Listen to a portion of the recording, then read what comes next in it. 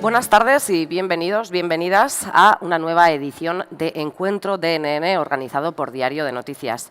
Hoy bajo el título La historia del euskera en Navarra, que realizamos desde este maravilloso Museo Oteiza que se encuentra en Alzuza. En este encuentro queremos analizar, profundizar, debatir sobre nuestro idioma, sobre el euskera, y queremos aportar una cronología, remontarnos al pasado para realizar un viaje que llega a nuestros días y que dará a conocer un poco mejor, ese es el objetivo, la evolución del euskera en Navarra. Uno de los compromisos periodísticos de Diario de Noticias, como bien sabéis, es atender la realidad social que nos rodea y dar voz también a sus protagonistas. Y para ello hemos reunido en este encuentro de DNN a diferentes expertos y expertas con quienes realizaremos este viaje histórico sobre el euskera. Saludamos también a las personas que nos siguen en la retransmisión que estamos realizando a través de nuestra página web noticiasdenavarra.com, la edición digital de Diario de Noticias, que es el medio líder en Navarra con casi 3 millones de usuarios mensuales únicos. Vamos a iniciar esta mesa de debate y voy a dar para eso la bienvenida y presentar a nuestros expertos y expertas de hoy. Paula Casares, filóloga y antropóloga, directora del Servicio de Planificación y Promoción del Euskera de Euskarabidea. Bienvenida, ongi etorri. Amaia Nausía Pimolier, historiadora y responsable de proyectos de Eusko Ikaskuntza. Ongi etorri, arratsaldeon. Pello Monteano, historiador, sociólogo, técnico superior del Archivo Real y General de Navarra. Ongi etorri. Fernando Pérez Laborda, filólogo, bienvenido, ongi etorri. Ekaitz Santacilia, filólogo y lingüista, profesor de Universidad Pública de Navarra, bienvenido, ongi etorri gurera. Y Juancho Aguirre, por último, secretario general de Aranzai, ongi etorri. Realizadas ya las presentaciones, añadir nuestro agradecimiento por atender la llamada de Diario Noticias para participar hoy aquí, en esta mesa redonda, y en especial a Euskarabidea por patrocinar también este encuentro. Así que, bueno, si os parece, empezaremos con la mesa redonda de hoy. Vamos a tratar de dibujar, como hemos dicho, la cronología histórica del euskera, tema que no es fácil, pero bueno, pues lo vamos a intentar determinando un poco cuáles son los momentos clave en la historia de nuestro idioma. Y para ello os voy a pedir que hagáis una pequeña reflexión sobre qué os parece, cómo ha sido la historia del euskera. ¿Ha sido una historia de recuperación? ¿Ha sido una historia de pérdida? Empezamos por ti, Ekaitz. Bueno, pues ha sido una historia en ocasiones de recuperación y en ocasiones de pérdida, y en eso creo que no tiene mucho que envidiar a otras lenguas. Bueno, hay épocas en las cuales el euskera pues posiblemente haya ampliado su territorio, otras épocas en las cuales haya reducido su territorio, pero no solo en el plano geográfico, es decir, hay épocas en las cuales bueno, ha recuperado determinadas parcelas de uso y en otros casos pues las ha perdido. Entonces, bueno, pues depende de cuándo, ¿no? Amaya. Comparto un poco, ¿no? el punto de vista. Desde el punto de vista histórico, pues obviamente ha llegado a ser una lengua hegemónica, pero pasó a ser una lengua minorizada, lo sigue siendo hoy en día, con lo cual yo diría que es una historia cuanto menos de resistencia. Pello, ¿cuál es tu opinión? Más de lo mismo, ¿no? Yo, desde el punto de vista histórico, diría pues bueno, que la veo como una lengua que podríamos llamar la gran superviviente, porque es, vamos a decir, en términos históricos, admirable esa resiliencia que hablábamos aquí, en periodos históricos desfavorables, pero que ha sabido sobrevivir y, de hecho, pues es una lengua única en el occidente europeo, ¿no? Empezando porque es la única superviviente en el sur de Europa a una latinización que podríamos equiparar a la anglización actual, ¿no? Entonces, en ese sentido, sí, yo la he calificado más de una vez como la gran superviviente, con unos mecanismos que, la verdad, a los historiadores se nos escapa, a la vez que suscita interés y admiración. Interés, misterio, lo tiene todo, todos los ingredientes. Paula. Sí, la historia social de las lenguas es, al fin y al cabo, la historia de su continuidad generacional y, en ese sentido, como se ha dicho, hay continuidad, pero también hay ruptura y luego hay suturas. Y en nuestra historia ha habido rupturas geográficas, Ha habido rupturas biográficas. El euskera desapareció de muchas localidades porque desapareció en familias enteras, desapareció en la vida, a lo largo de la vida de muchos hablantes, y también ha habido suturas. Ha habido una recuperación de la lengua en las nuevas generaciones de muchas familias, y la lengua se ha vuelto a hablar en plazas donde antes no lo hacía. Pero esta idea de la recuperación yo quiero subrayar que es bastante nueva, porque en torno a la historiografía del euskera y sobre todo el peso que tuvo la geografía histórica del euskera en Navarra contribuyó a ello, la historia de la lengua se ha venido a equiparar a la historia de la pérdida de la lengua. Y en eso han coincidido muchas mentes muy claras, como Unamuno o Caro Baroja.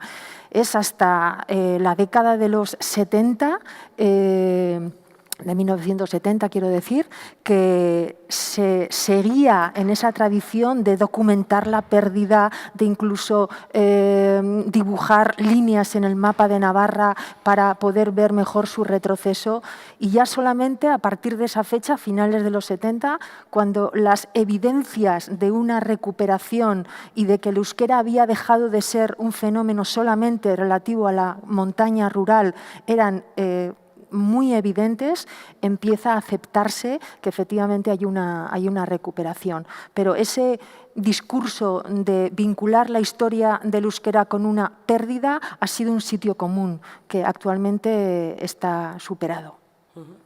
Fernando.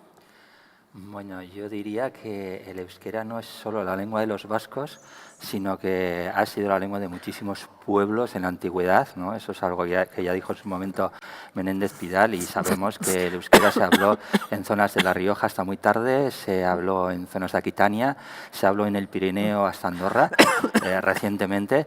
Entonces hay que partir de la base que, claro, que en todos esos territorios se ha perdido, ¿no? Estamos hablando de Euskal Herria como si no hubiera habido esa pérdida tanto, pero se ha perdido de regiones de Europa y hay que verlo así. Es la historia de una pérdida de un idioma que debería ser reconocido para mí en toda Europa. Juancho. Para mí una cuestión como muy revolucionaria de los últimos 100 años ha sido que los vascoparlantes hemos incluido el idioma desde un punto de vista de maitasuna, gureada, de amor y de concienciación sobre el idioma. No solo porque he nacido aquí, hablo lo que he oído desde que he nacido, sino que hay esa cuestión que sale de dentro, y junto con eso se han generado políticas públicas que quisiéramos que fueran pues más activas y que fueran para todo Euskal Herria y para todas las personas del globo terráqueo que quieran aprender nuestro idioma, pero sobre todo ese tema que sale del interior. Yo he aprendido euskera y lo he aprendido porque tengo una especie de maitasuna hizkuntzarekiko. Gracias por vuestras reflexiones, que creo que nos sirve un poco para situarnos en el tema. Pero yendo un poco a este viaje histórico que vamos a realizar, lógicamente vamos a empezar por los orígenes, y una de las grandes incógnitas del euskera, como bien ha comentado Pello también, hace referencia precisamente a su origen. Existen diversas teorías a este respecto, desde el vasco ibérico hasta el que lo relaciona con lenguas preindoeuropeas, las que lo sitúan más cerca de las lenguas africanas o caucásicas.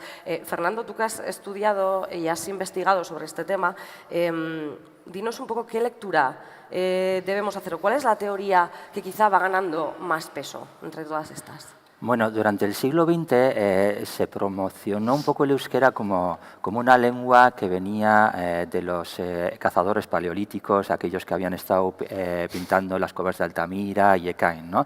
Y eso desde ámbitos europeos, de investigadores europeos, como genetistas como Cavalli Sforza, arqueólogos como Renfrew o lingüistas como Meneman, ¿no? Entonces nosotros nos agarrábamos a este mito porque al fin y al cabo no había otra teoría. nadie proponía otra teoría, más que las típicas teorías conspiranoicas, ¿no? Entonces, claro, pues al final había que agarrarse a algo, ¿no? Entonces eso es lo que se extendió. Pero después ya en los 10 últimos 15 años la cosa está cambiando. ¿Por qué? Porque han llegado los genetistas y le han dado un poco la vuelta al asunto, ¿no? Entonces, ¿qué proponen los genetistas ahora mismo? Los genetistas proponen que el euskera quizá sea la lengua de los agricultores que llegaron en el 5000 a.C. desde los Balcanes. Entonces esto ya no solo lo plantean genetistas importantes como la Luisa Fox o Gunther, que al final son genetistas, no son lingüistas, ¿no? Pero también lo plantean lingüistas como Francisco Villar y un americano importante como es John Koch. Entonces esto es algo que yo pienso que ya se debería de empezar a poner el debate encima de la mesa. Es una ventana que tenemos abierta porque hasta ahora nos habían contemplado como el último reducto de cazadores en Europa y resulta que ahora se han dado cuenta que no, que en Europa somos todos igual de cazadores. Entonces, claro, llegan los agricultores y yo en principio creo que solo hay dos posibilidades. El euskera es o el idioma de los agricultores o el idioma de los cazadores. Y la gente está empezando a apostar porque sea el idioma de los agricultores. Entonces ahí tenemos una ventana abierta, ¿no? Un debate que habría que poner encima de la mesa y que, bueno, pues si quieres lo coges y si no, lo dejas. Pero bueno, la ventana está abierta y yo creo que no habría que cerrarla. Sin duda alguna, respecto a este tema, quizá uno de los descubrimientos que ha llamado más la atención es el de la mano de Irulegui, que quizá nos puede poner sobre alguna pista o puede aportar algo nuevo. No sé si abre las puertas a una nueva teoría o cobra más importancia alguna de las que ya existía. Juancho. Bueno, nosotros desde la arqueología removemos la tierra y decimos lo que hay debajo de la tierra. Pero nosotros no sabemos leer la mano de Irulegui, ni somos lingüistas. Siempre hemos tenido mucha envidia de que en las mismas cronologías, el primer milenio antes de Cristo, en Grecia, en el Mediterráneo oriental, cuántos textos escritos tienen, en bronces, en epígrafes, y que a un equipo de jóvenes arqueólogos, que además lo realizan en euskera y que han aprendido toda su carrera en euskera en la universidad pública, que eso es otro logro, pues siguiendo las metodologías más estrictas, están recuperando testimonios escritos del pasado en soportes, que puede ser un bronce, que puede ser un epígrafe, una piedra, y esto para nosotros es una satisfacción dejarles al mundo de los lingüistas, al mundo de los expertos en epigrafía, como un Javier Veraza, un Joaquín Gorrochategui, Fernando. Es dominio público que lo vean y que lo interpreten. Y por ello, esto de la arqueología de la escritura te llena hasta dentro, porque, claro, sacar un recipiente cerámico fragmentado, bien, es mucha satisfacción, pero que haya un mensaje escrito tan antiguo, con tantas incógnitas, con tantas preguntas, justo de ese momento en el que viene la cultura romana, que tanto nos ha aportado, pues la ingeniería, el idioma, las leyes, el arte, en ese momento que están llegando, pero todavía no se han asentado, todavía no se está escribiendo en latín, ha sido una cosa excepcional lo que nos ha pasado en Irulegui. También quisiera decir que en estas ganas de conocer el pasado, no solo las personas investigadoras que estamos aquí, sino que son las pequeñas comunidades locales que tenemos en Navarra, sus concejos, sus ayuntamientos, los que están impulsando estas investigaciones del pasado en esas cronologías. Y es un doble triunfo. No saben algunos mucho no saben hablar euskera, pero quieren conocer lo que hablaban sus aitachis, sus amachis y los anteriores. Sin duda es un hallazgo que ha emocionado mucho a la gran mayoría. Y lo que comentabas, ¿no? Ahora el trabajo de descifrar lo que ahí pone es de los lingüistas y de los filólogos. Pero yo querías añadir algo, ¿sí? No como filólogo, por cierto, pero yo creo que el hallazgo ha sido excepcional en muchas áreas, ¿no? Y hasta ahora, pues bueno, el principal reto que se plantea es hacia los filólogos y los lingüistas. Pero yo creo que también, desde otros campos del saber, tenemos que hacer el análisis de lo que supone la mano de Irulegui al margen o añadido a su valor para desentrañar el origen de la lengua, o por lo menos estadios muy antiguos de la lengua. Y es el hecho de que yo creo que prueba que los vascones fueron capaces de escribir su lengua. Eso hasta ahora había indicios, Velaza lo sospechaba, pero esto viene a confirmarlo, que efectivamente el pueblo vascón escribió su lengua, independientemente de qué vínculo podamos establecer entre esos formatos de la lengua tan antiguos y lo que conocemos con cierta seguridad del euskera histórico, que tenemos una brecha cronológicamente muy amplia que saltar, ¿no? Entonces, yo pondría énfasis especialmente en el valor de la mano de Irulegui, que nos plantea cómo es la sociedad que da el salto a la escritura. Porque la escritura, esa adaptación simbólica del idioma al texto escrito, supone la existencia de unas élites. Eso no se hace el pueblo general, lo hacen unas élites con unas funciones sociales determinadas. Es decir, ¿qué nos dice ese importante hecho que parece que ahora se confirma, el hecho de que los vascones escribieron su lengua, con lo cual no todo el mundo lo ha hecho? Es decir, los pueblos al norte de los Pirineos, ninguno escribió en su lengua. Lo que sabemos del aquitano son nombres que aparecen en inscripciones con alfabeto latino y lengua latina, y todo el oeste de la península son pueblos ágrafos.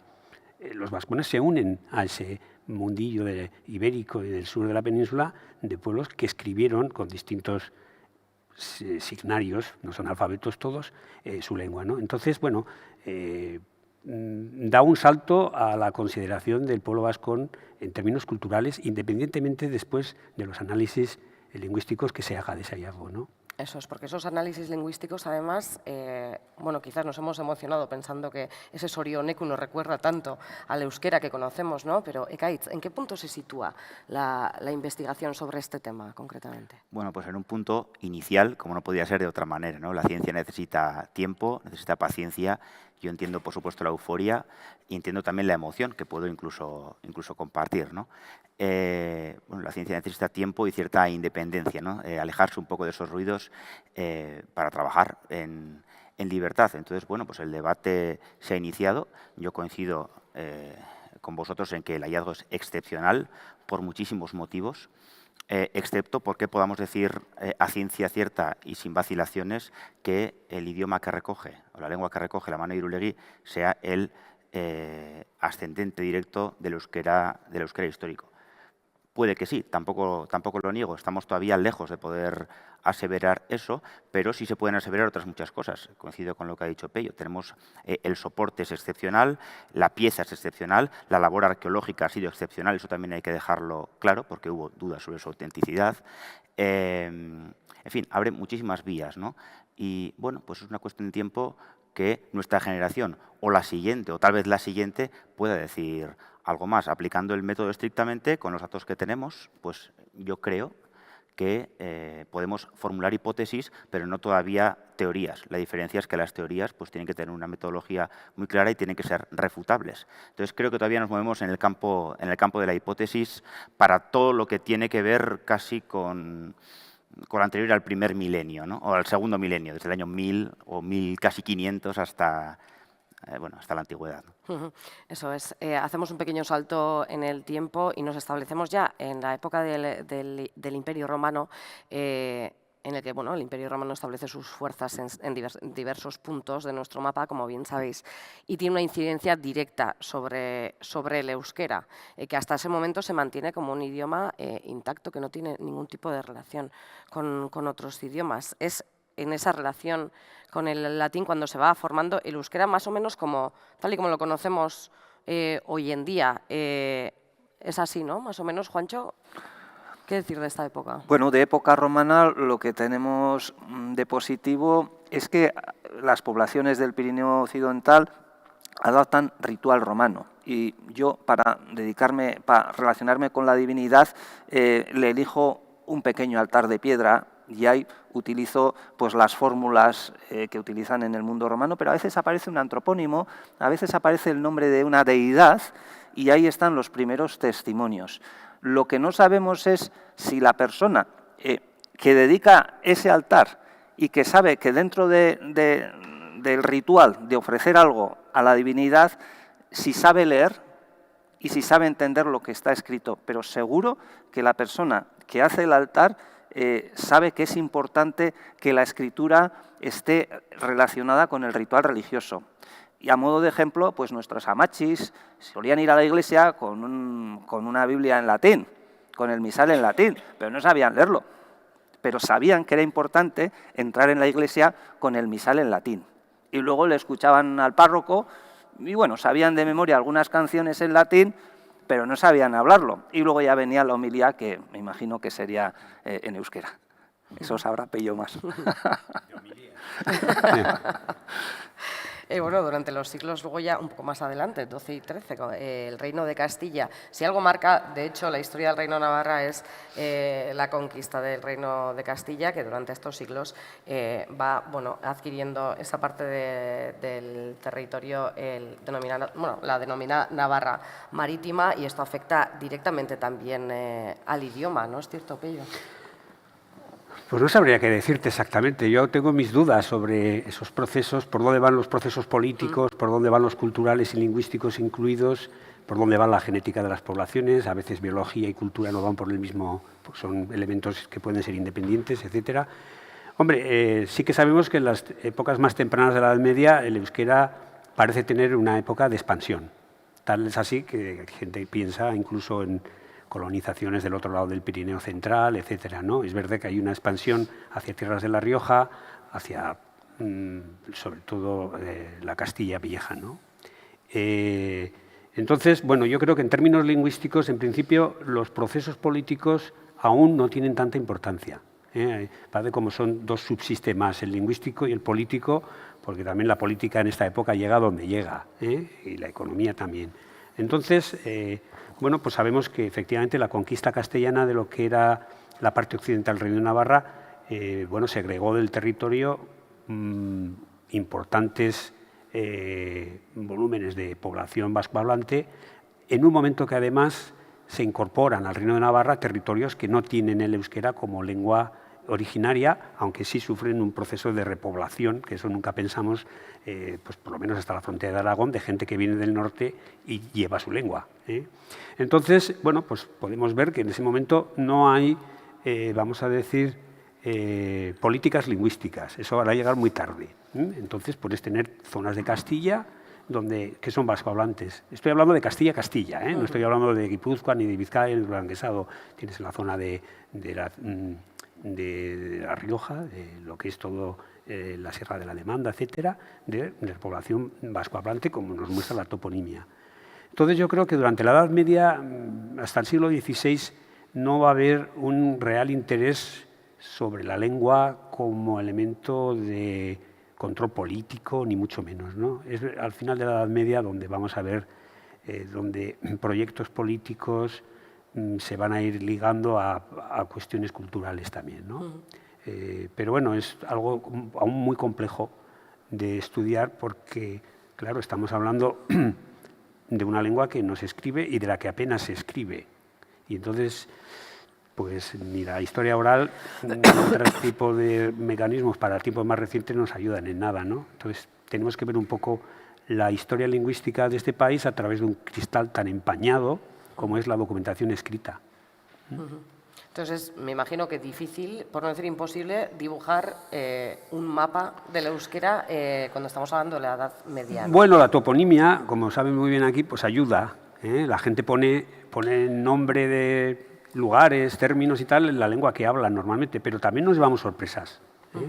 Tenemos zonas de Navarra que tienen un nombre completamente romance y que acabamos de descubrir que fueron vascohablantes hasta mucho más tarde de lo que pensábamos. Voy a poner el caso de Morillo el Fruto. Se nos ha salido ahí una punta de lanza hacia zonas muy meridionales, hacia prácticamente la frontera del Aragón, que tuvo mucha importancia. Entonces, bueno, la toponimia ayuda, pero, por ejemplo, los fenómenos de repoblación y tal pueden ir vinculados a no dejar restos muy claros ni en toponimia ni en documentos, ¿no? Sobre todo, y permitir que me extienda un poco, porque sobre esto hay mucha desinformación, ¿no? Porque nos encontramos en un mundo donde hay dos niveles lingüísticos. En resumidas cuentas, hay lenguas que se escriben y nadie habla, en Alemania, estoy hablando de la Edad Media, y una lengua que se habla muy mayoritariamente y que no se escribe. Claro, 500, 700 años después, esa realidad no es tan fácil de percibir, sobre todo para los historiadores que trabajamos con documento fundamentalmente escrito. Entonces, pues es muy complejo. Hasta ahora hemos tendido a identificar lengua hablada como lengua escrita y se han escrito vistosos volúmenes pues, del occitano, de lenguas que yo creo que en Navarra no llegaron a ser lenguas cotidianas, sino lenguas, el hebreo yo creo que no se habló, el árabe tampoco. Por mucho que pensemos, no. La toponimia no lo muestra, los pocos documentos que tenemos en árabe es aljamiado, es decir, utiliza caracteres árabes para reproducir una lengua románica.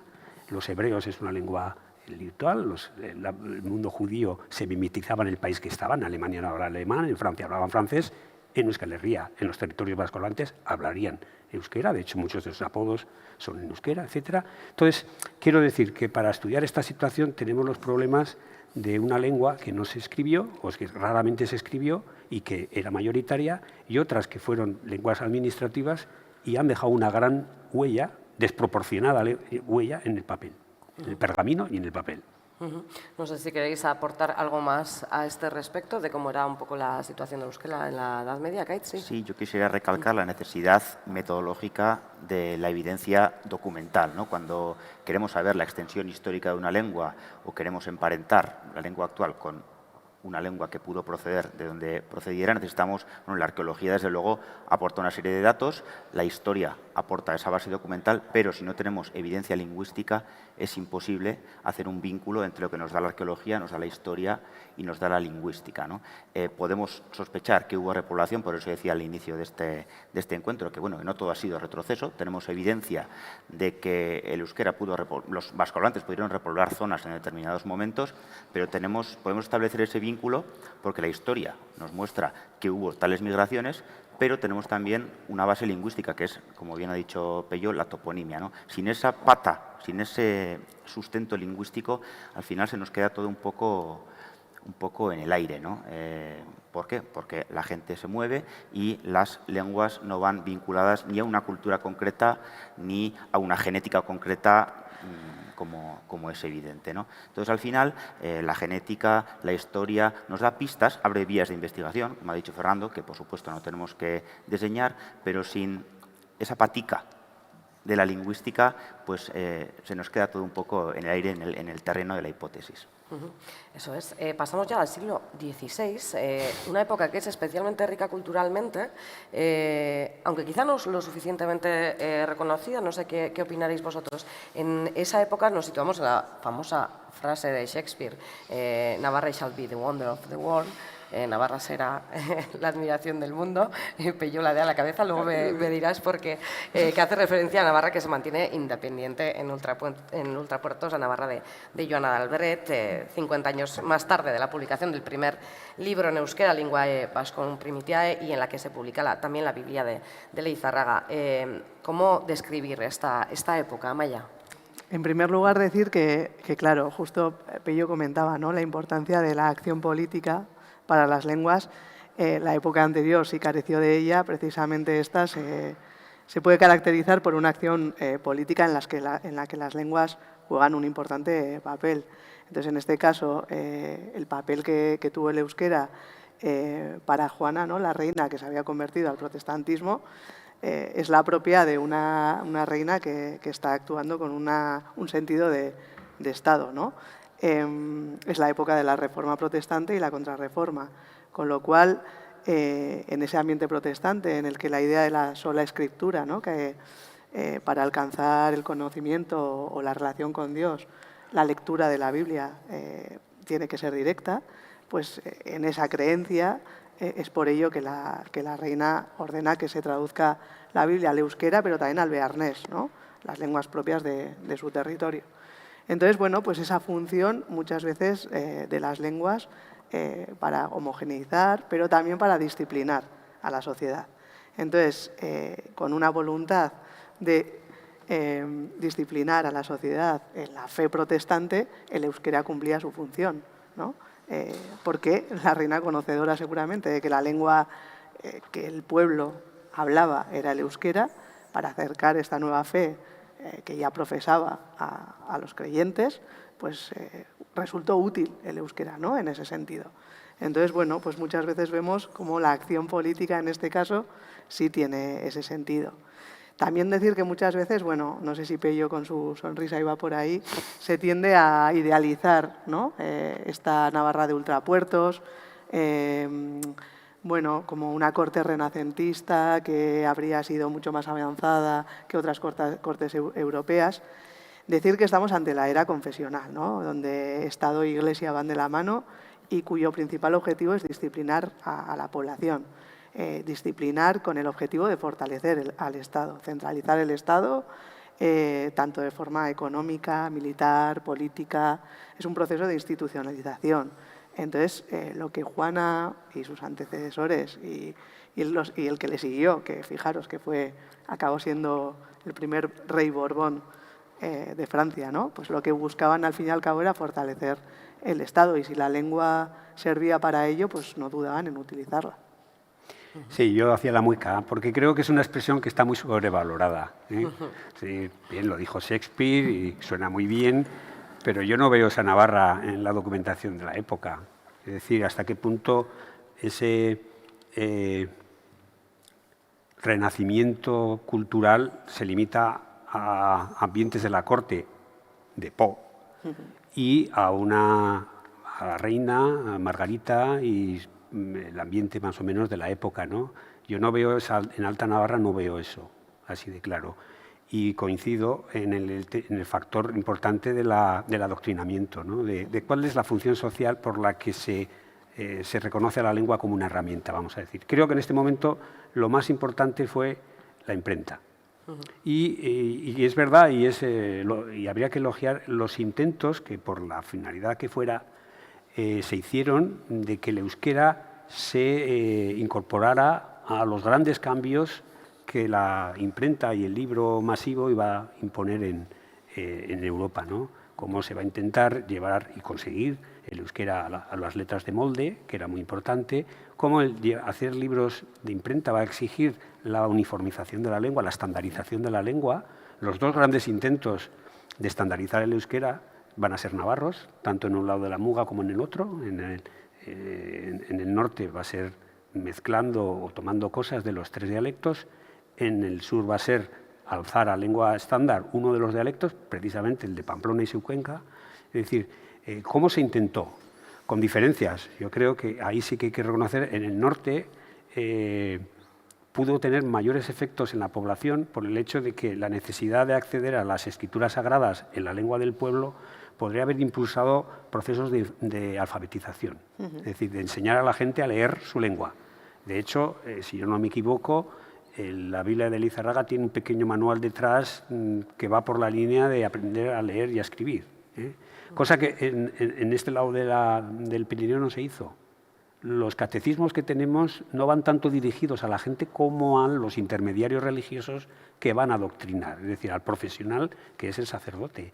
Y de hecho no tenemos obras exclusivamente en euskera en el siglo XVI, es decir, son bilingües por el temor a que no dijeran las mismas cosas en un idioma que otro. Entonces, volviendo un poco al tema, efectivamente fue un momento clave la consolidación de los estados, de las monarquías nacionales que van a impulsar una lengua como la oficial, pues va a ser efectivamente un gran cambio respecto a la Edad Media, donde no había gran preocupación por la lengua. Pero a partir de 1530 en Francia y en otros estados van a tender a imponer lenguas nacionales, unas veces impulsando un dialecto a lengua estándar y otras veces fusionándola, como puede ser en el caso alemán, ¿no? Y el euskera intentó incorporarse a ese movimiento, pero está claro que por falta sobre todo de una decisión política, porque yo no creo que los Albert tampoco fueran mucho más lejos en ese camino, pues no se consiguió. Como bien has indicado, la gran revolución de esa época es que el euskera pasa a ser una lengua también impresa. Eso supone muchísimo para el euskera. Ekaitz, ¿qué decir sobre esto, por ejemplo? Sí, claro, yo creo que tenemos que alejarnos de una vez por todas de ese mito romántico, lo que llamo el mito de Garchot, ¿no? Esos vascos entre montañas, rodeados de tinieblas, ajenos a todo lo que les rodea. Creo que alguien lo ha dicho antes también, ¿no? Hasta que no llegan los romanos, el euskera es una lengua intacta. No, tampoco. También antes tuvieron contacto con las gentes que les rodearon, por supuesto, ¿no? Y no se nos tiene que olvidar que estamos ante una lengua europea, para bien y para mal. cuando esas lenguas de Estado empiezan a coger fuerza, bueno, pues el euskera se ve amenazada por grandes lenguas como el castellano, el francés y el alemán, pero es una lengua europea. Por lo tanto, accede a la imprenta más o menos a la vez que otras lenguas europeas y alcanza su desarrollo escrito también en la misma época y, bueno, también aprovecha ese desarrollo tecnológico, aunque luego sea en menor medida, ¿no? Bueno, decimos que en euskera hay muy poco escrito, que todo lo que tenemos son textos religiosos, que tenemos pocos hablantes, ¿no? Es un poco ese mito del aislamiento, del tamaño pequeño, que sobre todo se reafirma en el siglo XIX, ¿no? Y el cual se ha vivido mucho, incluso estéticamente. Y bueno, y la documentación pues a veces muestra otras cosas, ¿no? Muestra una lengua de prestigio en el siglo XVI, aunque no fuera una lengua ampliamente escrita. Es entonces cuando lo escrito y el prestigio empiezan a ir de la mano, no antes. Y bueno, para si quisieran esa realidad, pues miles de lenguas de esas aparentemente 7.000 que hay en el mundo, ¿no? Lenguas que hoy en día tienen 3 o 4 hablantes, que jamás han sido escritas, que jamás han tenido un desarrollo más allá de la comunicación oral en el ámbito más reducido, ¿no? Creo que si miramos a la totalidad de las lenguas del mundo, el euskera estará en el top 10 en muchos de los indicadores. Has dicho una clave que me parece muy importante, la de lengua de prestigio. En esta época, bueno, y Amaya también ha apuntado por ahí, es una lengua que es la lengua del pueblo, es la lengua de los y las gobernantes de la época. Fernando, por ejemplo. Bueno, yo creo que es la lengua que hablaban todos los ámbitos sociales, ¿no? O sea, desde los altos funcionarios, como se demuestra con esa carta famosa de 1416, ¿no? Que se encuentra no hace mucho tiempo y que sorprendió bastante, ¿no? Que 2 altos funcionarios de la corte navarra pudieran hablar con soltura de cuestiones administrativas en euskera, en 1416, ¿no? Y eso fue pues un poco sorpresa, ¿no? Pero bueno, era un idioma que estaba en todos los niveles sociales y que así aguantó probablemente hasta finales del siglo XVIII, cuando ya empezaron poco a poco ciertos escribanos y ciertos clérigos romanzados a meter la mano y a presionar para poder moverse por las zonas que eran euskaldunas. Entonces, claro, ahí hubo varios juicios, porque claro, los vecinos se negaban a que les llevaran ese tipo de clérigos y de escribanos. Entonces, hubo varios juicios y bueno, yo creo que la muga ahí se mantuvo bastante fuerte hasta el siglo XVIII. De la Valdorba, Valdizarbe, Valdemañeru, ¿no? Hacían un poco de muga, ¿no? Y ahí se mantuvo bastante bien, ¿no? Y a partir del año 1800 ya con las guerras, con la reestructuración de Navarra como provincia y con la entrada de todas las escuelas en castellano, fue cuando ya el euskera se vino definitivamente abajo en toda la zona media y se perdió en 100 años, ¿no? En 3 generaciones prácticamente. Es ya un desprestigio porque ya ni las instituciones ni los gobiernos ya se encargan de mantener la lengua donde estaba y por eso son casi muchas veces los propios vecinos los que ya quieren que sus hijos aprendan castellano en la escuela y no euskera como se estaba dando hasta entonces las clases. Hasta el año 1800 las clases en las escuelas se daban en euskera y entonces ahí hay un cambio radical y ahí comenzó un poco el declive. Sí, perdona, en ese tema yo quisiera romper 2 mitos que estamos. Es que en este tema de la lingüística nada es neutro, ¿eh? Tenemos unas cargas, unos prejuicios en todos los ámbitos, ¿eh? Entonces yo rompería primero, tanto para la Edad Media, para la alta moderna, para que se entienda siglo XVI-XVII, el hecho de que en Navarra conviven varias comunidades lingüísticas. Eso no es cierto, ¿eh? No hay una clase alta que habla castellano y un pobleno que habla euskera. Ni hay comunidades, ya para la Edad Media, guetos que hablan hebreo, que hablan árabe, que hablan romance, no. La mayoría de la población, el 80% ya en el siglo XVI, porque ahora podemos cuantificar, hablan euskera. Lo importante es saber quién habla con quién, cuándo y en qué circunstancias y de qué, porque hay una serie de planos en los que la adaptación lingüística se produce. Para algunos no, porque son monolingües. Pero, por ejemplo, en el caso de las élites hablan euskera. Es que yo cuando veo al protonotario del reino, Martín de Chaide, que todo su servicio en casa es monolingüe, pues yo no sé cómo puede mandar, si no a sus criados. Es evidente que se entiende con ellos, tenemos algunos testimonios. O sea, la élite habla euskera y habla además otras lenguas, porque esto del monolingüismo es como un poco reciente. Pasa la Edad Media, la gente a distintos niveles suele hablar varias lenguas, sobre todo en el mundo comercial de la ciudad. Entonces, no hay comunidades lingüísticas. Ahí se hablan distintas lenguas a distintos niveles y dependiendo de las circunstancias. Y por otro lado, pues el tema del prestigio. Efectivamente, yo creo que se produce, no me atrevería porque es como un titular un poco peliculero, se produce en el 17 y 18 una especie de traición de las élites. Eso sí es verdad. Se empieza a utilizar la lengua como símbolo de distinción social y efectivamente se van llenando las lenguas de ciertos marchanos de lengua aldeana. El euskera no es una lengua rural, se convierte en una lengua rural, pero es la lengua de las ciudades también en Euskal Herria, ¿no? Entonces, bueno, no hay comunidades lingüísticas separadas en las que yo que sé, y desde luego el euskera no es una lengua rural en gran parte de nuestra historia, ¿no? Entonces, bueno, pero sí es verdad que conforme avanza el siglo XVII y XVIII se encuentra con lo que tú comentabas, la educación es el gran rodillo que sufre el euskera. Cuando a mí me preguntan si las cosas cambiaron con la conquista, y vuelvo otra vez, hasta qué punto los elementos políticos, claro que cambian, porque hace falta voluntades políticas para impulsar las lenguas, ¿no? Pero bueno, el euskera, su desgaste no vino a través de la conquista, del cambio de estatus político, no, vino con la generalización de la educación. Primero en los niños y luego en las niñas, eso está claro. Y ya nos plantamos en el 19, en el que aquí hay gente que sabe mucho más que yo. Nos plantamos en el 19, bueno, nos plantamos también en la época de las guerras carlistas, de la defensa de los fueros de Navarra. No sé qué relación tienen la defensa de los fueros de Navarra con el euskera, Pello. Desde mi punto de vista, y no soy ningún experto en el tema, ninguna. Yo no he visto que la causa carlista haya ninguna reivindicación, por lo menos en la primera. La segunda ya hemos entrado en un proceso vinculado al romanticismo cultural y al prenacionalismo político, pero yo no veo una vinculación, primero, al principio de la guerra, entre la causa carlista y los fueros, que es algo que llega en el transcurso de la guerra.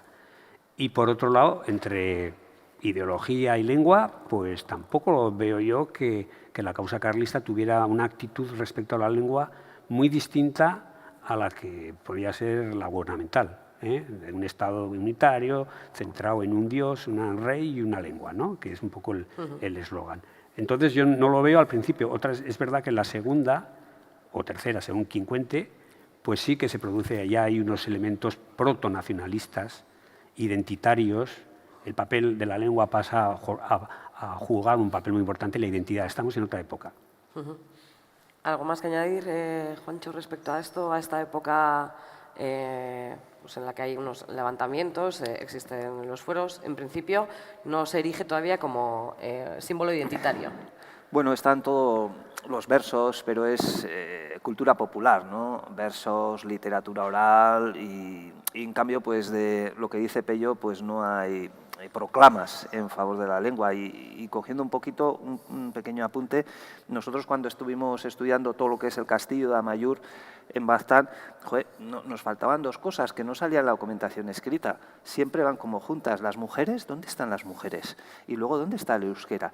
Y bueno, y al final, cuando tienen que construir el nuevo aljibe, les contratan y está María de Arriada, Joana de Echevertzea, y en el nombre de la casa y tal, vemos, ahí va, existen mujeres y existe el idioma propio del lugar. Y vamos siempre intentando ver el pasado con nuestra visión de actual, pero integral, ¿no? Intentar verlo todo, que beben, que comen, que armas tienen, que escriben, un poquito, es lo que vemos, pero realmente es muy difícil encontrar esos dos elementos, el euskera y las mujeres, que va apareciendo poco a poco cuanto más nos vamos acercando. Casi indica más lo que falta que lo que hay, bueno, con dónde se presta atención y dónde está la importancia también. En los años previos, y volviendo un poco a este recorrido histórico que estamos realizando al levantamiento fascista, en los años previos al inicio de de la guerra civil en España, durante los años de la República, se genera ya un movimiento intelectual en Navarra bastante interesante. Eusko Pizkundea, bajo este nombre, hay una serie de intelectuales que se aunan y sí que se empieza a conformar una identidad en la que el euskera es un elemento importante, ¿no es así, Paula? Sí, a finales del siglo XIX. Probablemente es la Asociación Euskara de Navarra la asociación que diríamos que es pionera en este movimiento a favor de la lengua, que intenta influir, un poco conmovidos por la pérdida del idioma de la que son testigos. Estos intelectuales pretenden influir en las conciencias de la sociedad y de las instituciones navarras y son modelo para otros movimientos similares que surgen en otras capitales vascas. Este movimiento está encabezado igual pues, por Arturo Campión, por Juan Iturralde Suit, Obanos y otros, Mansoleaga y otros intelectuales pamploneses sobre todo, y focalizaron muchas de sus iniciativas y su interés en el tema de la enseñanza. También hicieron otras iniciativas, como ha comentado ahora Juancho, el tema de los lore jokoak, los versos y las actividades culturales, pero el tema de la enseñanza es un aspecto que les interesó y que a partir de esa época empiezan a verse, antes de la Guerra Civil, unas iniciativas interesantes, tanto enseñanza del euskera, como por ejemplo en el Colegio de los Capuchinos de Lecaroz, las escuelas de los hermanos Huarte en Pamplona, y luego ya más a las puertas de la Guerra Civil están las primeras escuelas vascas, que son, diríamos, las antecesoras de las ikastolas, pero en época republicana.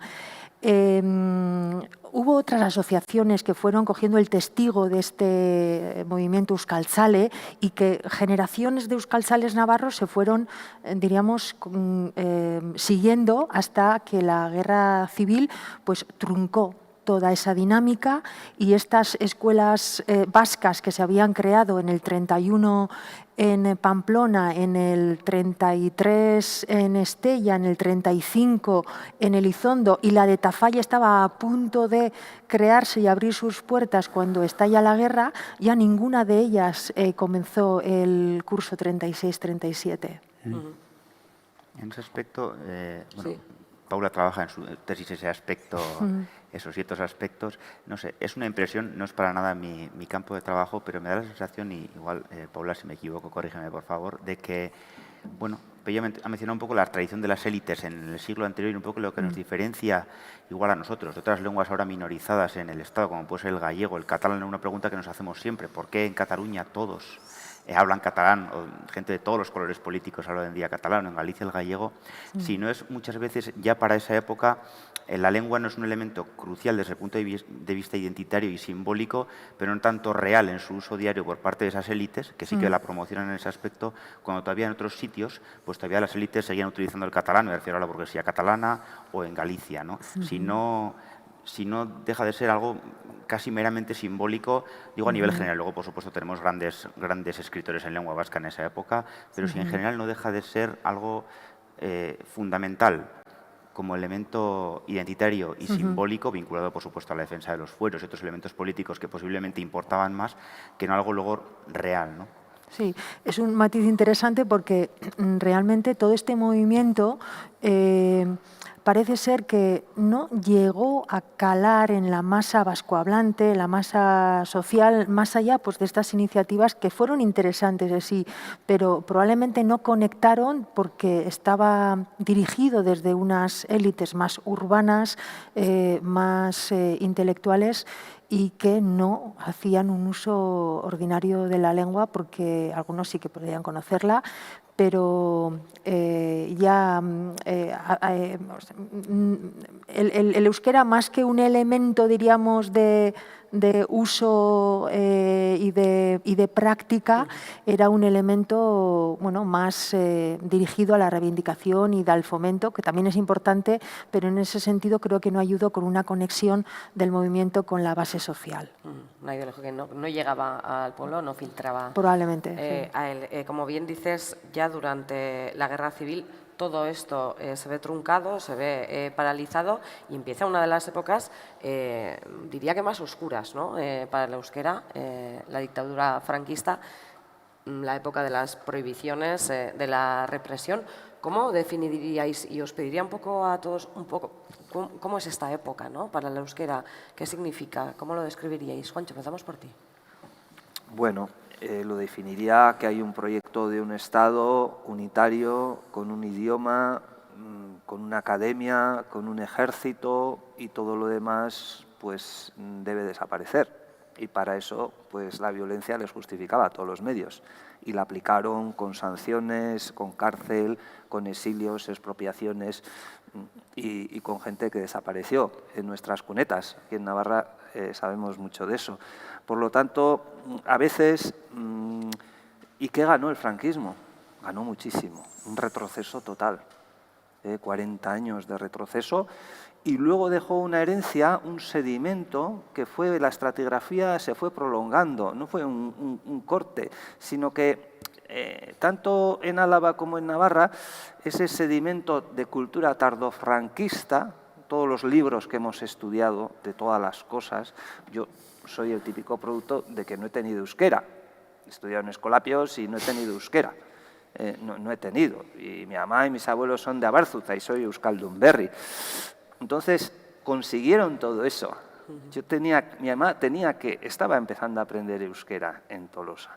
Y teníamos que haber recibido otra educación, y yo de pequeño, pues bueno, afortunadamente esos cambios de que volvemos a la democracia, se crea una universidad pública, impulsamos comisiones para que se puedan dar la enseñanza en euskera, y le hemos dado, pero ese pozo en Navarra, esa estratigrafía, ese nivel franquista, se ha prolongado muchísimo más que, por ejemplo, en Álava, que hubo un corte ya muy claro ya a partir de 1980. Y por ello, a los que hacemos historia y somos científicos, a veces nos ha dado mucho miedo utilizar ciertos términos. A veces no sabemos qué tenemos que decir.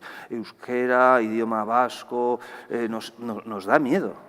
Nos da miedo. Sin embargo, con toda la naturalidad tenemos Fontes Linguae Vasconum, que es la revista oficial del Gobierno de Navarra de la lengua vasca. Y es donde se ha publicado lo de la mano Irulegui, que estamos todos muy agradecidos de que lo habéis publicado, ¿no? Entonces, ese miedo todavía, atávico, lo tenemos a la hora de escribir nuestros libros. Entonces miramos lo que escribís vosotros y decimos, ¿qué me voy a poner a escribir? Han conseguido eso cuando tenía que ser con total naturalidad hablar pues, del idioma vasco, del euskera y de todo esto. Todavía lo tenemos un poco metido. Es difícil hacer historia cuando todavía hay miedo, cuando todavía hay vivencias personales, ¿no? No sé, por ejemplo, bueno, en los métodos, desde luego el franquismo, pues todos conocemos los métodos que emplearon, ¿no? Pero sí que me gustaría, desde un punto de vista un poco frío, ¿no? Bueno, poner en lugar la dictadura franquista, ¿no? Un poco viendo la política lingüística también de otros pueblos europeos. Sí que no sé, creo que también es difícil, creo que poner la dictadura en su contexto histórico, ¿no? Creo que en Europa ningún Estado, ni los Estados fascistas de esa época, ni siquiera Francia o Gran Bretaña, podrían prever, por ejemplo, o hacían una gran labor por defender sus lenguas minorizadas. Es decir, creo que tenemos que entender también eso en su contexto. Creo que es difícil, fuera cual fuera el régimen político de la época, que la política lingüística fuera otra. Los métodos, por supuesto, ¿no? Pero que la política lingüística fuera otra, ¿no? Y ahí también, pues, bueno, cabe destacar que la política lingüística no fue del todo igual en lo que es ahora Euskadi y Navarra, ¿no? Ahí el 36 marcó también una serie de diferencias, ¿no? Conocéis, entre provincias traidoras y provincias ganadoras. Y, bueno, como bien sabe Paula también, la política lingüística no fue del todo igual. Es decir, el franquismo lo que hace es no tanto prohibir el euskera directamente como frenar cualquier atisbo de proyecto nacionalista, ¿no? Si ese incluye la lengua o incluye una ortografía determinada o un proyecto político para una lengua que implique que entre en la universidad, que se promocione de alguna manera, es lo que se frena radicalmente, ¿no? Todavía en el 36, en el 37, en el 40, pues por ese vínculo con el carlismo más tradicional, es innegable que muchos de los alzados eran casi monolingües euskaldunes, ¿no? Entonces, es más, yo creo, el proyecto lo que se condena, lo que se machaca, no tanto la lengua como tal, ¿no? No creo que haya una lengua que diga se prohíbe la lengua, ¿no? Entonces, creo que al principio es más bien eso, y en Navarra, bueno, pues hay un pequeño matiz, ¿no? Estoy de Paula acuerdo. lo conoce bien. Sí, probablemente porque Navarra tenía otra consideración dentro del, pues de los poderes nacionalcatólicos, ¿no? Hubo igual más permisibilidad o se dejaron hacer cosas. Ya en el año 57, dentro de la Diputación Foral, en la institución Príncipe de Viana, se crea la sección de fomento del vascuence, liderada por unas personas muy concretas, pero gracias a esas iniciativas, durante esas décadas, podemos conocer algunas actividades que intentan poner la lengua en valor en esas décadas tan, digamos, tan postergadoras para la lengua en todo lo público y en todo ámbito prestigiado, ¿no? Y ya en el 65 tenemos la primera ikastola, y 20 años más tarde ya había más de 40 en toda Navarra. Es un movimiento que empieza a gestarse. Podía haber surgido la primera ya a principios de la década de los 60, pero bueno, pues fue abortado esa creación. Pero probablemente en las provincias vascongadas, en Guipúzcoa, Vizcaya, sobre todo, pues la represión fue más cruda, como así está documentado en muchas fuentes. Sí, yo incidiría en dos particularidades navarras, ¿no? Una es, efectivamente, para la derecha, que compartía al menos objetivos, aunque no salió exactamente su plan con el franquismo, pues en un principio no era antivasca en el sentido lingüístico.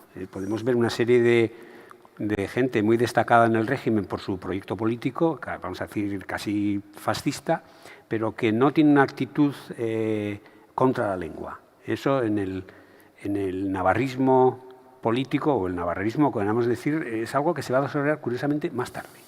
Es decir, gran parte de estas iniciativas de recuperación de la lengua provienen de gente muy bien insertada en el régimen. Estoy hablando de Amadeo Marco y yo diría que hasta Urmeneta, que había hecho la guerra como militar en el bando ganador, ¿no? Entonces, vemos que ahí no hay una actitud anti-vasca, por lo menos, muy acentrada, ¿no? ¿Cuándo el navarrismo político evoluciona a un antivasquismo radical? Pues es muy reciente. Es un proceso que se da en los 70 prácticamente. Yo diría que es un fruto del burguismo político prácticamente.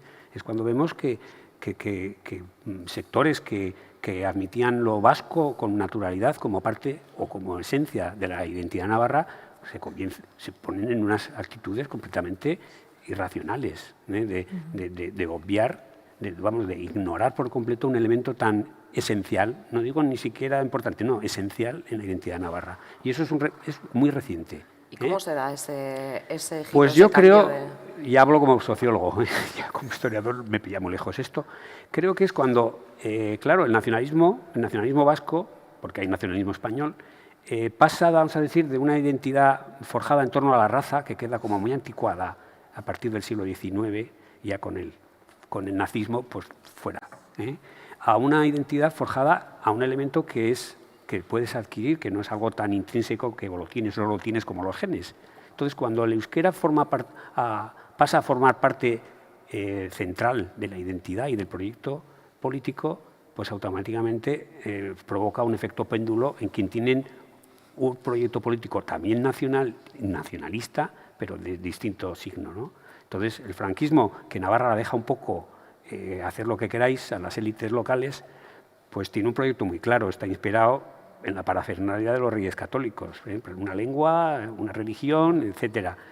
Pero eso no se daba en los ganadores de Navarra, que hasta los 70 van a tener una actitud bastante más abierta hacia la lengua que lo que van a tener, curiosamente, después. Entonces, yo haría un poco hincapié en esa particularidad de Navarra, ¿no? Que va un poco como a contracorriente. En vez de tener actitudes más aperturistas conforme el régimen decae, el régimen del franquismo, se produce el efecto contrario.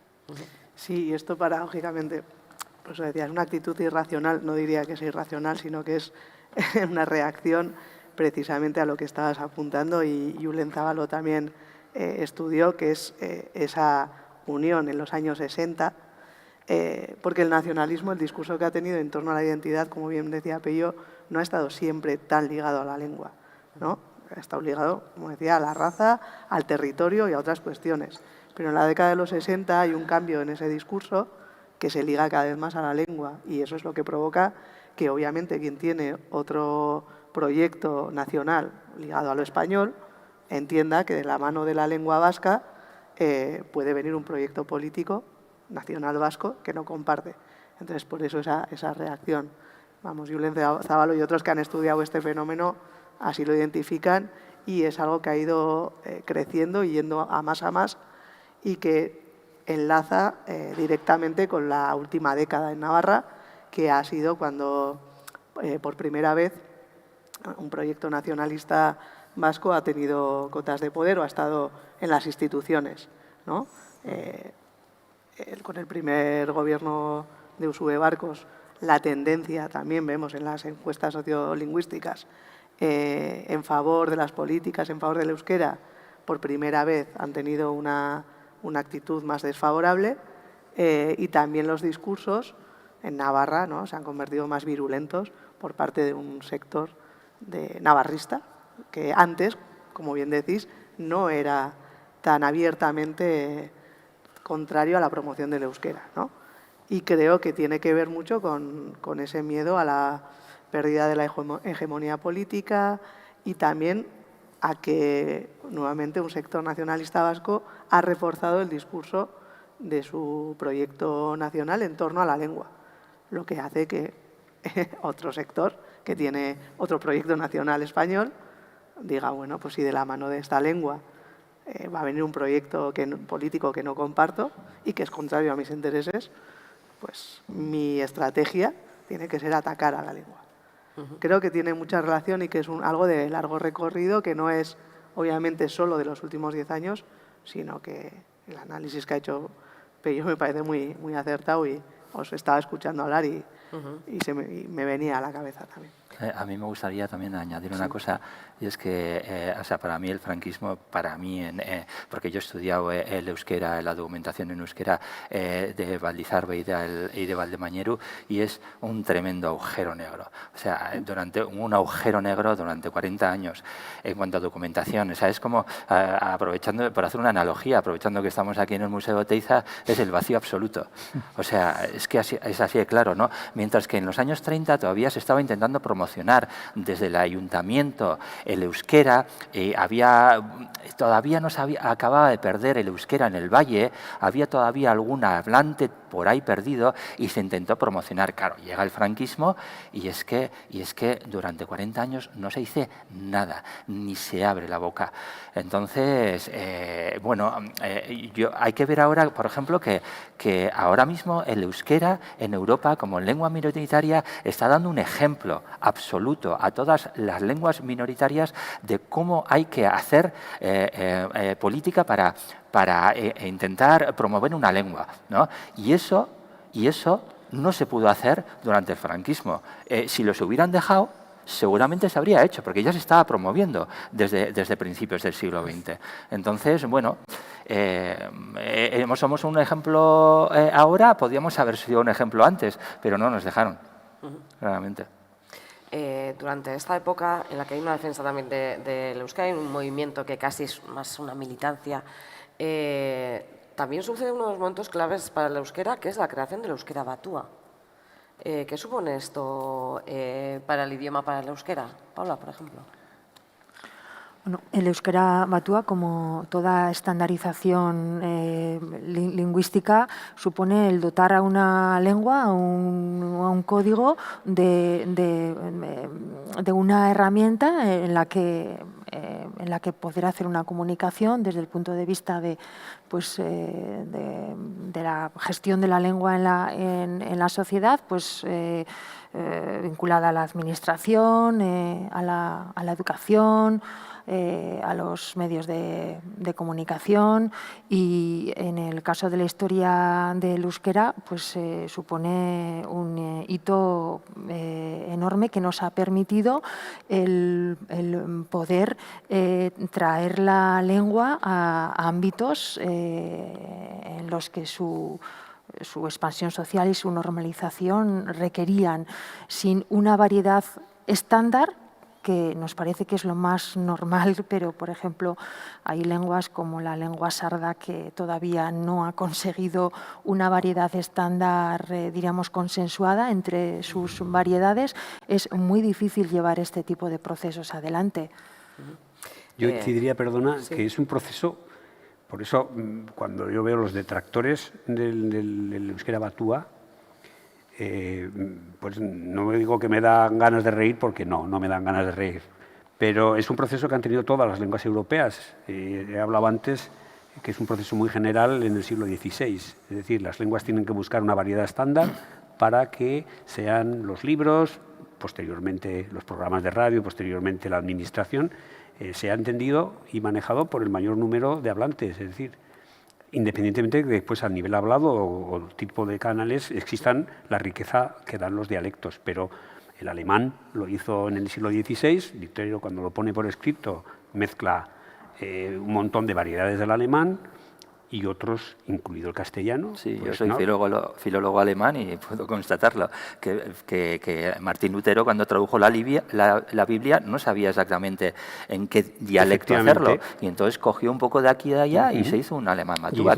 Y lo mismo, bueno, en Italia optaron por otro modelo, que fue elevar el toscano, que tenía una gran tradición literaria con Dante, y en Inglaterra pues el inglés pero todos los países, para dar a la lengua espacios lo más amplios posibles, han llegado a una estandarización que, como he dicho antes, el euskera lo intentó fallidamente 2 veces, con los 2 modelos, el de Lizarraga y el de Pamplona, el elevar el dialecto de Pamplona a la lengua estándar. No prosperó y lo tuvo que hacer en el año 68, o creo que se crea en el año 68, ¿no? El euskera batua, como una herramienta necesaria, que no quita para que no se pierdan todas las variedades lingüísticas que no hacen más que enriquecer una lengua, ¿no? Pero bueno, yo creo que es una herramienta irrenunciable para cualquier lengua que aspire a tener futuro. Sí, yo siempre veo con modo sorpresivo quienes hablan sobre el euskara batua, pero no hablan euskera. Siempre me sorprende. Y, sin embargo, toda la clase intelectual que yo conozco y todo mi entorno son muy respetuosos y hacen esfuerzos en conocer las variedades locales de su pueblo. Tanto en Baztán como en Baquio cambiamos. Ese respeto viene de esa sensibilidad por el idioma, esa necesidad de subsistir en este mundo tan globalizado, es la herramienta fundamental que tenemos, pero de esa sensibilidad nace otra que también es de respeto a las cosas locales, en Xiberúa y en otras zonas, ¿no? Entonces, yo sí también quiero reconocer que es un poco modélico. Hubo que hacer esa unificación, y toda la gente que lo hablamos somos muy sensibles con las variedades locales de nuestros valles. Que no nos vengan a dar lecciones los que ni siquiera han aprendido en 40 años de vida 40 palabras en euskera. Se trata sin duda de un hito, como bien ha comentado Paula, y otro de los hitos para el euskera es a nivel legislativo al menos, es la oficialidad, que en Navarra llega de la mano de la Lorazna.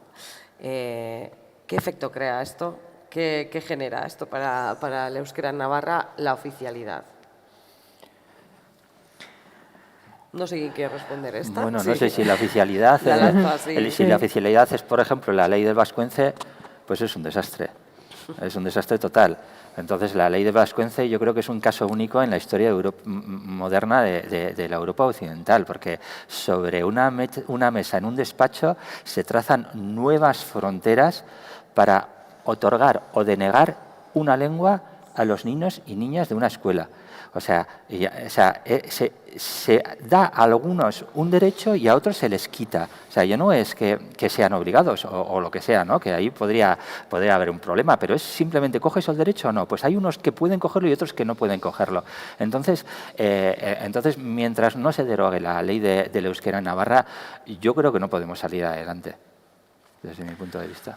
¿Qué opináis, Paula? No, hablabas de los efectos, miren, y efectivamente las leyes, como todas las planificaciones públicas que se hacen a partir de la legislación, a la larga tienen sus efectos, obviamente. Si echamos décadas para atrás y vemos después de la aprobación de la Constitución del 78, en el 79 se aprueba el Estatuto de Autonomía de la Comunidad Autónoma Vasca y en el 82 ellos ya tienen su ley de normalización lingüística, cosa que en el 82 se entra en vigor la LORAFNA y hasta el 86, finales del 86, no se aprueba la ley foral del euskera, y Navarra es la última de las comunidades que en ese periodo estaba regulando su bilingüismo, es la última en hacerlo.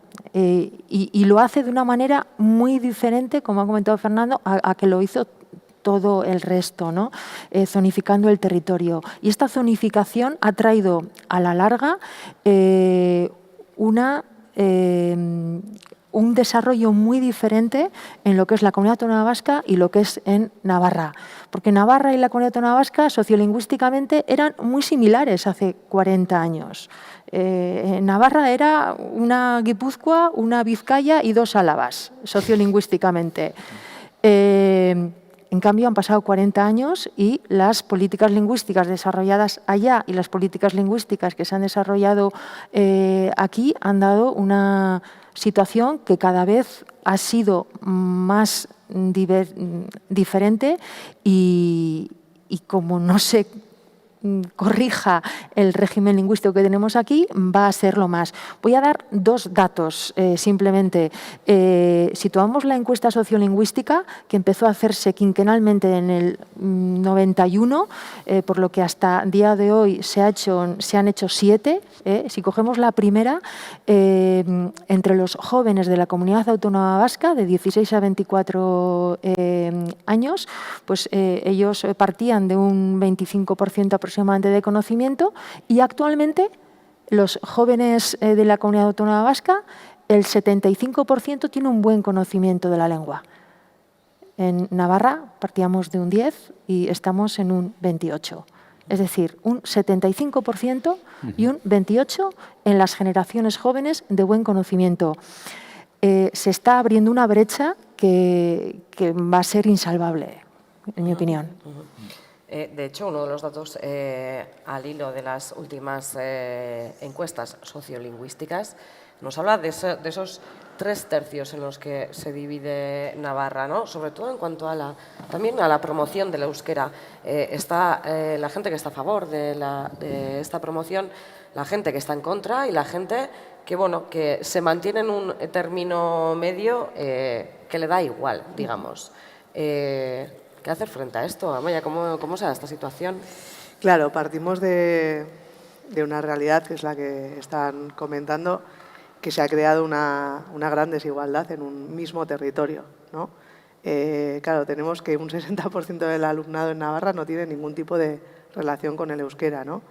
Entonces, tenemos un problema también de actitudes frente al euskera, ¿no?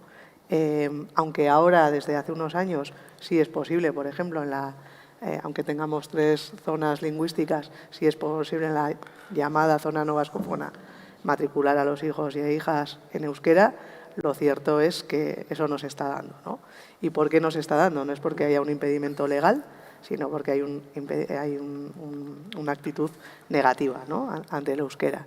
Y esta actitud negativa viene derivada por muchas cuestiones. Una puede ser el discurso político del que hablábamos antes, otra es el desconocimiento Y también está esa brecha que se ha ido generando a lo largo de estas décadas, porque es muy difícil tener una actitud, ya no diré de amor o maitasuna hacia la lengua, pero de respeto o conocimiento frente a algo con lo que no se tiene ningún tipo de contacto, ¿no? Entonces, lo que primero que ha generado esto es una gran desigualdad. Entonces, partiendo de la idea de que, bueno, en mi opinión, una sociedad más democrática es toda aquella sociedad que es plural y también en la que la ciudadanía tiene una oportunidad de alcanzar, ¿no?, de igualdad en los derechos, pues claro, esta desigualdad hay que salvarla, ¿no? Entonces, bueno, sé que genera mucha controversia y que se habla a menudo de imposición, pero yo hablaría de generar y de resarcir esa desigualdad. Tenemos que resarcirla y para ello es necesario que haya un conocimiento generalizado de la lengua, para que no se parta desde una desventaja. Porque, sí, Pello, no. No, es que yo iba ahí, yo hasta donde iba. Para mí, los efectos más nocivos de la Ley Foral del Vascuence, que ya es una ley muy viejuna, son por los efectos que tiene en el sistema educativo. Es decir, en esta situación actual, si no se uniformiza o iguala la enseñanza, es decir, si no se hace posible que todas las nuevas generaciones estén habilitadas en las dos lenguas, el paso siguiente es percibir la demanda del uso de la lengua en términos de discriminación. Es decir, si tú vas a exigir para determinados puestos de trabajo el dominio de las dos lenguas oficiales del territorio y en una gran parte del territorio no se enseña en las escuelas, esa persona que no ha adquirido el idioma se va a ver...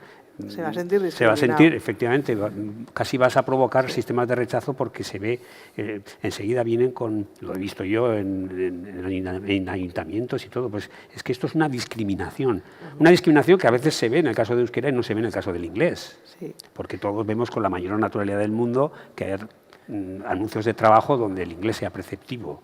Luego podemos discutir para qué valen y no valen, pero todo es muy relativo. Entonces, los efectos sobre el sistema educativo son muy nocivos, porque seguramente Kate me corregiría en la retroalimentación entre uso y aprendizaje y uso, es decir, enseñar una lengua que después no se ve en la calle, pero claro, no se va a usar en la calle si no la aprendes. Entonces, yo lo veo como muy problemático esa falta de efectos del sistema educativo en gran parte de la población navarra. Sí. Si a eso sumo, y no quiero tocar un tema caliente, los aportes migratorios, que pues suponen en todas las políticas de recuperación lingüística, suponen una variable que hay que considerar. Es decir, yo no tengo estudios, seguramente Paula tendrá, de a dónde va dirigido el alumnado de primera generación inmigrante, pero me da que va hacia los modelos G en masa. Sí. Entonces, bueno, pues eso también es una distorsión que tenemos, claro, que corregir, que igual en la CAP, con el hecho de que no hay modelos solamente en castellano, creo que es así, pues ayuda a ese tipo de procesos con las generaciones venideras, pero aquí no se va a dar con esta ley. Entonces, por concluir con lo que estaba apuntando antes, decía que hay que tener dos principios claros y para mí son el principio de igualdad y de diversidad, porque claro, y pasa, ¿no?, que hay quien podría defender desde el principio de igualdad, quien se siente discriminado puede decir, bueno, pues que no se solicite el euskera o no se exija el euskera en toda Navarra y desde esa óptica del principio de igualdad todos somos iguales. Es una igualdad a la baja. Eso es. Podría ser, no comparto, pero podría ser. Pero es que entonces esto choca con el principio de diversidad. Y es el principio de diversidad de nuestro territorio, que tiene dos lenguas propias, que son el castellano y el euskera, pero que además tiene un sinfín de otras lenguas que vienen y que también tienen que ser respetadas. Entonces, desde el principio de igualdad y de diversidad, si queremos respetar esos dos principios y no crear un sentimiento de discriminación, creo que todavía estamos a tiempo de corregir una ley que, no sé si esto luego da para titulares, pero que fue chapucera en su momento, para que las futuras generaciones no estén en desigualdad frente a ciudadanos y ciudadanas de su mismo territorio, porque si no la alternativa es la desaparición del euskera. Y yo pregunto si es ese tipo de sociedad la que queremos, una sociedad mucho menos diversa, ¿no? Entonces, como creo que nadie... bueno, sí que hay posturas que pueden defender eso, pero que no sería democrático, o una sociedad democráticamente lo suficientemente rica no puede defender esos planteamientos.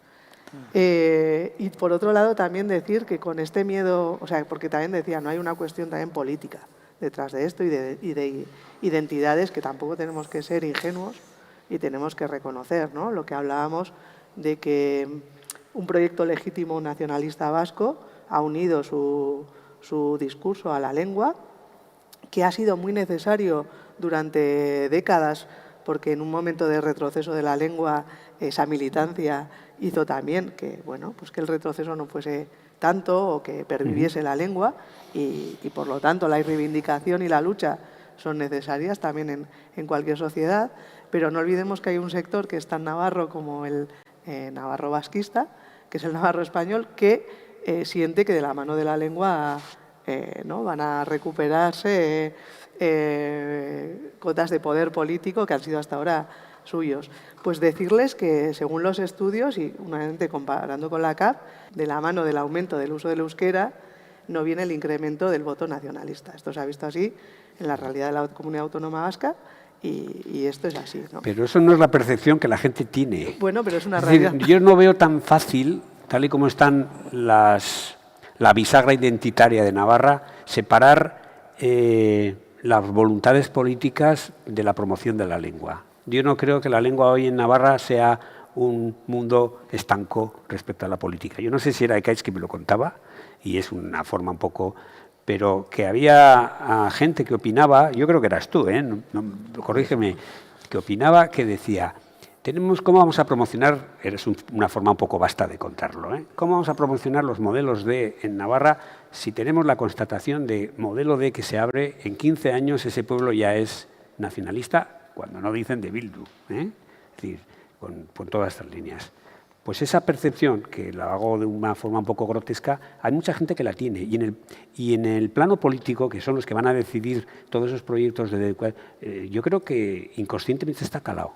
Está calado de que ellos saben que a través de la promoción de la lengua se promociona un determinado elemento identitario que va ligado a un proyecto político, que no es el suyo.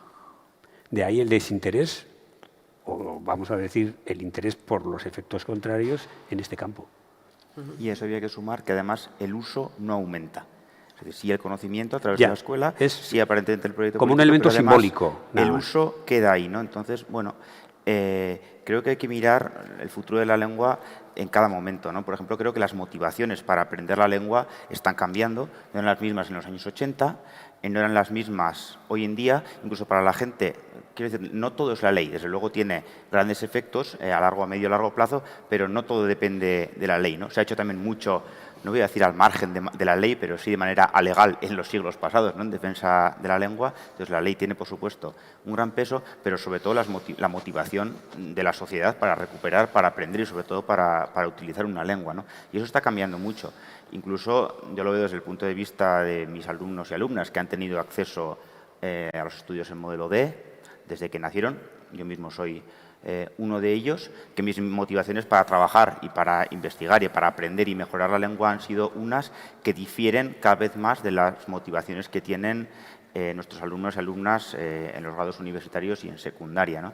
Entonces, creo que el futuro de la lengua va por ahí, ¿no? Porque las nuevas generaciones encuentren una motivación para aprender, para usar la lengua, es decir, que les aporte algo que no consiguen tener en otras lenguas y que sea algo muy diferente, porque la coyuntura política y social también es muy diferente y esa es la clave, ¿no?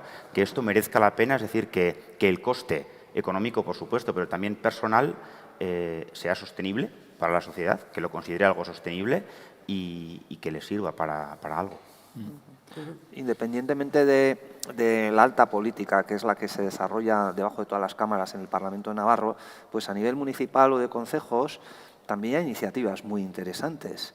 de meterte en la zona mixta, como el Valle de Aranguren, de generar en torno al idioma espacio de convivencia, de respeto, de normalizarlo sin ninguna crispación. Y bueno, pues el Valle de Aranguren o Izaondoa, y esos pequeños pasos son importantes. Yo no soy sociolingüista, pero claro, los euskaldunes cada vez están más dispersos por toda la geografía. Antes solo parecía que estaban de Iruña para arriba, pero ahora ya hay en todos los sitios. Los tienes en Aibar y los tienes en Andosilla.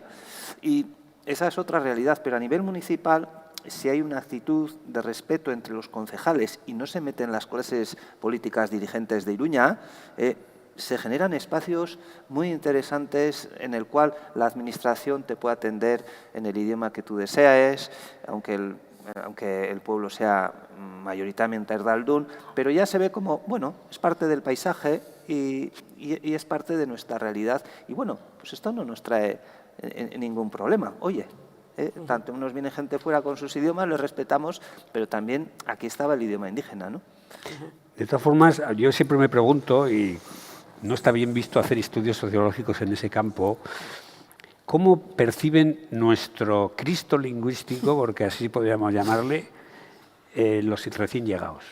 ¿En qué términos nos ven, ¿no? Es decir, yo veo unas comunidades de lengua no hispana que su preocupación principal es que sus niños aprendan la lengua del país práctica, el castellano. Su primera, aunque en el hogar hablen rumano, hablen ucraniano, lo que sea, pues ellos ven que en la práctica aquí lo que abre puertas es el castellano. Y por otro lado veo comunidades que tienen el castellano como lengua nativa, que ven una ventaja competitiva su dominio del castellano, que están interesados en eso, que ellos son castellano hablantes nativos. Entonces, sumado a yo coincido contigo en cómo lo ven las nuevas generaciones, que ya no tienen los aportes emotivos que podíamos tener las anteriores, ¿no? Veo una situación que es un poco compleja, compleja también por sus implicaciones con la política. No veo yo, pero en casi ningún sitio, que la lengua pueda separarse claramente del escenario, que haya unos consensos muy básicos en torno a las lenguas en territorios que tienen más de una. Veo Cristo en Irlanda, veo Cristo en Bélgica, veo Cristo en Cataluña, los más cercanos. Es decir, las lenguas siempre han ido ligadas a luchas, a tensiones de poder. Y entonces no es fácil sustraer eso en la situación navarra, que es más compleja por otro tipo de cosas, porque hay un territorio donde el euskera no tuvo presencia en términos históricos, tal vez prehistóricos, pero no históricos, y donde la lengua también, y no lo hemos dicho aquí, pues tiene para muchos sectores de la población el estigma de su vinculación con la violencia política, por ejemplo. En zonas, pues eso le ha dado, hay gente que, sobre todo una generación, porque ya todo va pasando, pues que los vincula claramente, si no directamente, sí como mundos, ¿no? Entonces, bueno, pues va a hacer falta mucha imaginación, no todo ley, en una situación que, claro, y lo hemos hablado aquí, tenemos una angelización lingüística del planeta. Es decir, entramos en un terreno de unas lenguas que tienen muchísimo empuje y de la que no se están sabiendo defender muy bien, ni siquiera lenguas muy poderosas con grandes aparatos estatales detrás, por poner el francés, por ejemplo, ¿no? Entonces, de cara a los jóvenes, ver cómo funciona el mundo, donde casi todo ya funciona en inglés, y ves actitudes de padres que dicen, no, mi hijo que aprenda inglés, que eso es lo que abre puertas. Bueno, desde el punto de vista incluso de los propios jóvenes, ¿no? Que aquí parece que somos los mayores diciéndoles a los jóvenes lo que tienen que hacer, ¿no? Que sean los propios jóvenes los que consideran si esto lo necesitan, lo quieren para algo, y insisto, cuánto les va a costar, ¿no? Si les interesa hacer ese esfuerzo y hacer esa inversión, ¿no?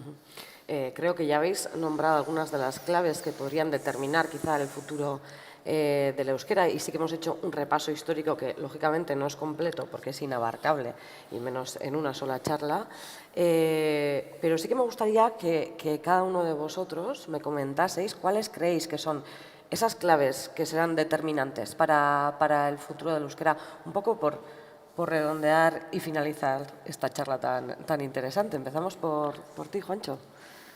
Es una pregunta complicada, pero quizá... Bueno, concienciación social, políticas públicas y respeto democrático. Yo creo que esas serían para mí 3 ejes. Fernando, ¿qué opinas? Bueno, para el futuro, yo pienso que tenemos que cambiar un poco la manera que tenemos de mirar hacia el euskera, ¿no? Como un problema político, eso está claro, desde ambos ámbitos. Y de cara al futuro está claro que tenemos que intentar integrar a todos los inmigrantes que van a venir, que ya en Navarra son un 20% y que van a continuar subiendo y que ya son un grupo muy grande y entonces de alguna manera tenemos que intentar traerlos hacia el modelo D. Entonces las políticas hay que ponerlas encima de la mesa para eso, ¿no? A base de una discriminación positiva hacia ellos, ¿no? Porque si no, no van a venir. No es como en Euskadi, bueno, pues que la mayoría del sistema educativo está en euskera, pero aquí no. Entonces van a tender hacia el castellano. Pero bueno, darles facilidades e intentar atraer a todo ese grupo para no hacer una Navarra de 3 velocidades. Vamos a decir, ¿no? El grupo de los castellanos, el grupo de los euskera y después ese modelo público en castellano que se queda ahí aislado, que son inmigrantes y bueno, y que de cara al futuro pues vamos a hacer tres grupos sociales diferentes. A mí me parece una pena. Yo, 2 aspectos a corregir. Primero, el tema de la equidad, la igualdad entre hablantes, que es un tema que en Navarra, por el régimen lingüístico que tenemos, no se da. Y el tema de la sostenibilidad. Tenemos 2 lenguas y las instituciones públicas o Navarra como sociedad, yo creo que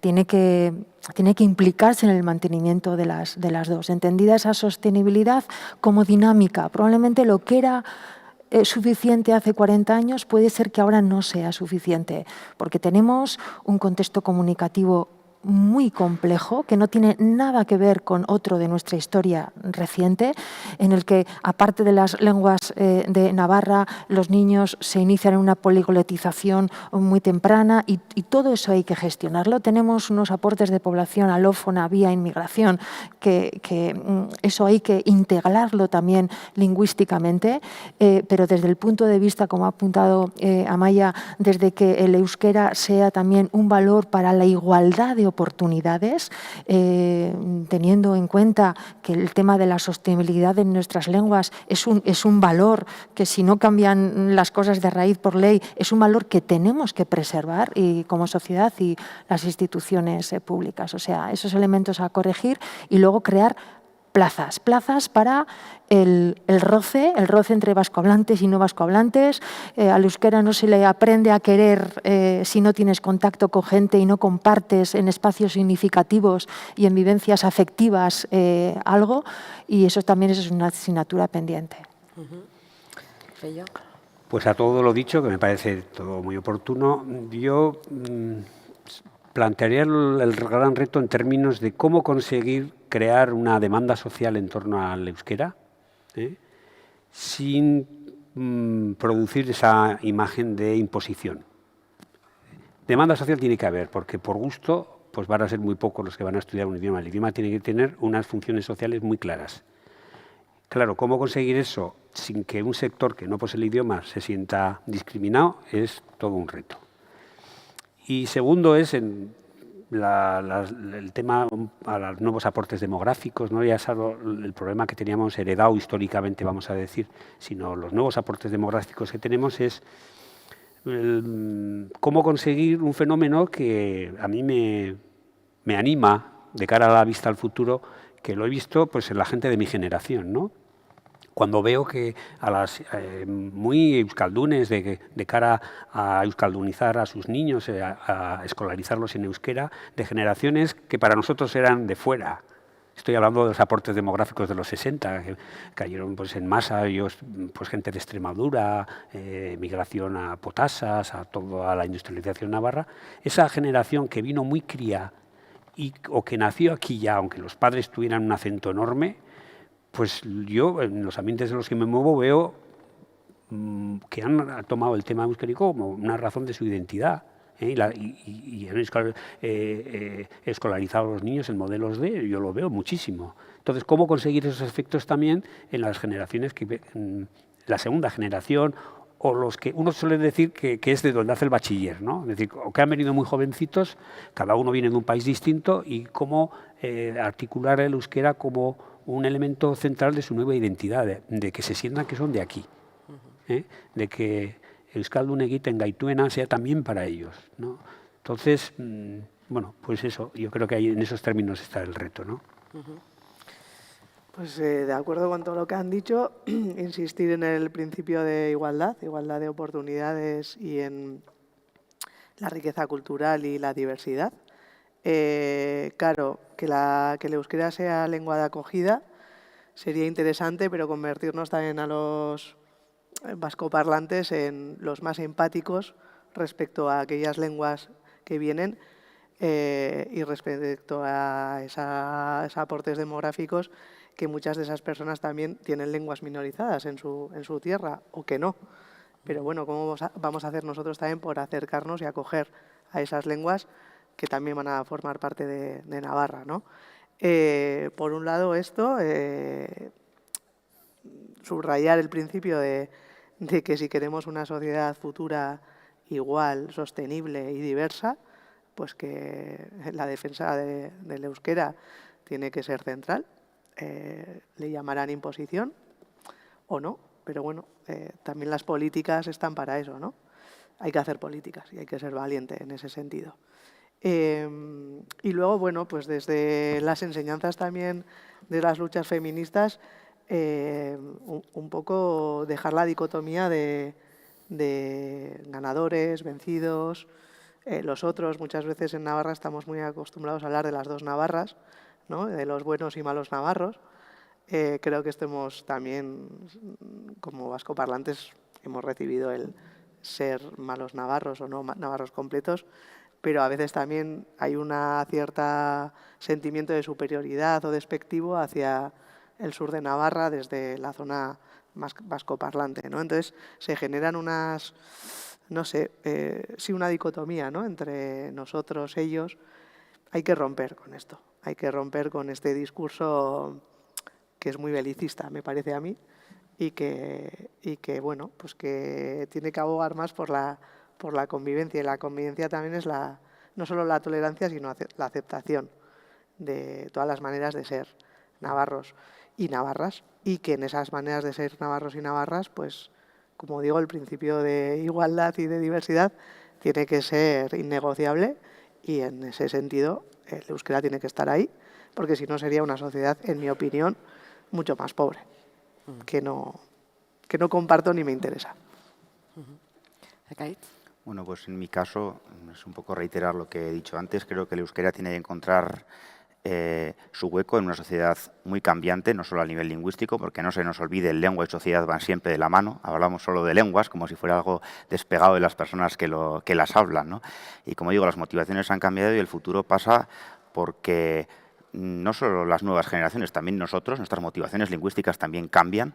Encontremos un hueco para emplear el euskera, bueno, que no tiene por qué ser el mismo de hace 40 años, ¿no? Eta, bueno, orrun euskaraz aritzea tokatzen da, ez hemen denok euskalduna baikara, euskarak ere izan dezala bere eremua, eta ez dena izango lehen zuen eremua, beste batzuk izango dira, ez du zertan izan majoritarioa, euskaraz ari garenean, ba, bueno, beste lotura batzuk sozialak, ekonomikoak eta emozionalak ere sortzen dira, eta, bueno, ea hurrengoan, ba, horrelako zerbait euskaldunon artean, ba, euskaraz egin dezakegun. Oye, baietz, hitz horiekin gelditzen gara, azkeneko hitz horiekin hemos hecho un grandísimo repaso a lo que es nuestro idioma, a lo que ha significado a través de la historia, y sobre todo nos quedamos también con la reflexión de que es un idioma con mucho futuro, aunque hay que trabajar en ello y bueno, y cambiar ciertas dinámicas, mejorar muchísimas cosas, pero lógicamente aquí habéis dado unas cuantas ideas que nos sirven para ello, para hacernos una base Muchísimas gracias a todos y a todas por estar hoy aquí. Gracias también a Euskara Bidea, especialmente por patrocinar este evento.